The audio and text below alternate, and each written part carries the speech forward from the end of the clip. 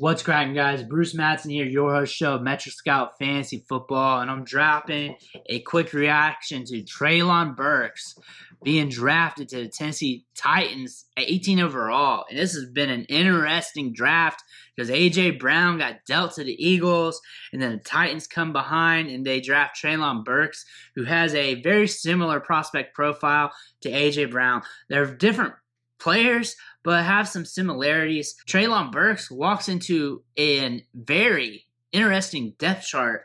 It looks like he's going to instantly be the wide receiver one as a rookie week one. It's him, Robert Woods, Nick Westbrook, Racey McGath, Dez Fitzpatrick, and some other jabronis. So he could be in line for a decent target share this season as a rookie, which is great for him. He can get yards after the catch. Big-bodied guy. A lot of people were down on him because he doesn't have the crispiest route running. But the thing is, Ryan Tannehill has to throw the ball to somebody. And Woods is on the field, veteran, but he's getting older. And he's more of a wide receiver 2 plus, if you want to say that. Treylon Burks has some attributes that could make him a wide receiver 1 in fantasy football. He has some size. He has some good size-adjusted athleticism. Brings in the ball. Can get you yards after the catch. That yak ability is big time. That part is very comparable to A.J. Brown. And they could use him a little bit in that Deebo Samuel role, which has been highly discussed over the offseason with many wide receiver prospects and veteran wide receivers. But that could be in the cards for him. But the fact that he's going to be on the field getting targets as early as week 1, week 2, early in that rookie season is a big plus for him because he has some gusto in his game. And if he develops or if he takes off with Ryan Tannehill has history with A.J. Brown, who's a similar wide receiver. They're different, but there's some similarities there that could allow Burks to get some targets because Tannehill knows how to use or implement a big wide receiver in the offense, target them, trust them. Once he starts developing, gets more continuity in the offense, this could click. This could be a big-time move. This is very underrated. A lot of people are down on him because he's with Tannehill, low-volume passing offense, but I see some opportunities here, especially if he falls a little bit in the first round of rookie drafts. I want to watch ADP here because the market on Twitter has been wishy-washy with this. I feel like this could be a good buying opportunity for Burks. I feel like he could slip a little bit, especially once we see what the second round here does with the NFL draft, because that could be an indicator that another wide receiver, maybe a George Pickens, maybe a Christian Watson, maybe a Sky Moore, could get drafted in a creme de la creme situation, pump them up the board a little bit. And since a lot of the other wide receivers went to situations with bad quarterback play, shady offenses, it's hard to tell what this market's going to do and how most Dynasty gamers are going to react.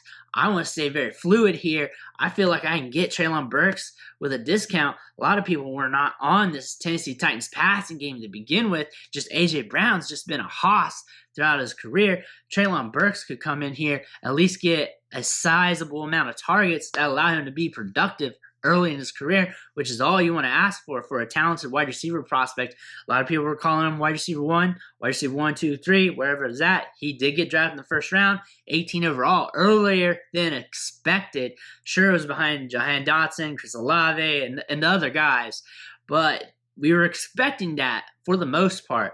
So again, this is decent draft capital. This is a decent situation. It's sneaky. It's a sneaky good situation because he's coming into a depth chart where he could be the guy as early as week 1 or sometime down the line during his rookie season. That's something I want to buy. That's something I want to take a chance on, especially once my guys are gone early in the first round, which is looking to be just Breece Hall right now. So Treylon Burks is somebody at cost, especially if I'm gauging the market correctly, where there's a lot of chicken littles over here thinking the sky's falling. I want to capitalize on that. And Treylon Burks is a guy that I feel like that if he does fall in drafts, he could be that discounted wide receiver that gives us the production that we want at a good price tag. And even if he fails, you got a first-round wide receiver that you got at a reduced price tag. There's nothing wrong if that happens because you took a shot on a player that was falling at a value. I think Treylon Burks is in a spot here where he could surprise some people. So don't be scared of him. Just keep looking out watch this draft in the second round because things are going to be changing. I like George Pickens a lot. He should have been compared with these top wide receivers to begin with. Now he could be in a situation where he could be with the top wide receivers. We could see him jump up boards if he goes in the right spot. But let me know what you think. Let me know what you think about these wide receivers in general. Treylon Burks, anything, drop in the comments. Hit that like button. I want to thank you for watching the show. Make sure you hit that subscribe button on the way out because I got a lot of content coming. A lot of videos this weekend are coming out for you guys covering the draft, making sure you're ready for your rookie drafts. Again, I want to thank you, and I'll catch you next time.